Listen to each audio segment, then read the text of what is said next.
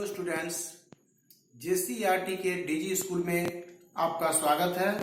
मैं हूं राजीव रंजन और आज की इस वीडियो में मैं आपके लिए प्रकाश पाठ के अंतर्गत एक नए टॉपिक नियमित और विस्तृत परावर्तन को लेकर उपस्थित हूं। बच्चों, हम परावर्तन के बारे में जानते हैं कि परावर्तन एक ऐसी घटना है जिसमें प्रकाश की किरण किसी परावर्तक सतह से टकराने के बाद वापस लौटती है। यानी प्रकाश की किरण का किसी परावर्तक सतह से टकराकर वापस लौटने की घटना को हम परावर्तन कहते हैं। अब परावर्तन के लिए परावर्तक सतह का होना एक आवश्यक शर्त है। ये परावर्तक सतह दो प्रकार का हो सकता है, एक समतल हो सकता है और दूसरा असमतल यानी रूखा हो सकता है। तो समतल परावर्तक सतह से भी परावर्तन होगा और रूखड़े यानी असमतल सतह से भी परावर्तन होगा, लेकिन दोनों में जो परावर्तन होगा वह अलग अलग तरीके से होगा। अब यहाँ पर सबसे पहले हम देखते हैं नियमित परावर्तन। नियमित परावर्तन क्या है? बच्चों, जैसा कि मैंने अभी कहा कि परावर्तक सतह दो तरह के हो सकते हैं, एक समतल और दूसरा असमतल।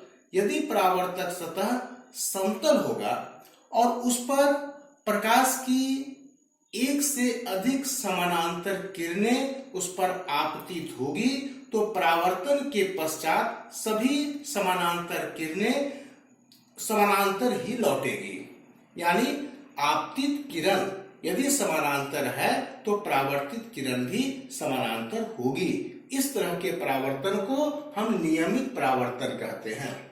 प्रकाश की समानांतर किरणें किसी समतल परावर्तक सतह से परावर्तन के पश्चात समानांतर ही रहती है। तो इस प्रकार के परावर्तन को हम नियमित परावर्तन कहते हैं। अर्थात नियमित परावर्तन में समानांतर आपतित किरणें किसी समतल परावर्तक सतह पर आपतित होने के पश्चात परावर्तित होती है और परावर्तित किरणें भी समानांतर होती है। लेकिन इस नियमित परावर्तन के लिए आवश्यक शर्त है और वह आवश्यक शर्त है कि परावर्तक सतह को समतल और चिकना होना चाहिए। परावर्तक सतह समतल और चिकनी होगी तभी परावर्तन जो है वह नियमित होगा। जैसे कि समतल दर्पण से होने वाला परावर्तन नियमित होता है। अब यदि परावर्तक सतह समतल और चिकनी न होकर परावर्तक सतह यदि असमतल यानी रुखड़ी हो तब क्या होगा? तब यदि आपतित किरणें समानांतर होगी तो परावर्तित किरणें जो है वह समानांतर नहीं होंगी, वह असमानांतर होगी। प्रकाश की समानांतर किरणें किसी परावर्तक सतह से परावर्तन के पश्चात समानांतर नहीं रहती है तो ऐसे परावर्तन को हम क्या कहते हैं? विसरित परावर्तन। विसरित परावर्तन में क्या होगा? आपतित किरणें तो समानांतर होगी लेकिन परावर्तित किरणें जो है वह समानांतर नहीं होगी। और इसके पीछे कारण यह है कि परावर्तक सतह जो है वह असमतल है यानी रुखड़ी है। अर्थात विसरित परावर्तन में आपतित किरणें तो समानांतर होती है परंतु परावर्तित किरणें समानांतर नहीं होती। और विसरित परावर्तन की शर्त है सतह का असमतल तथा रुखड़ा होना।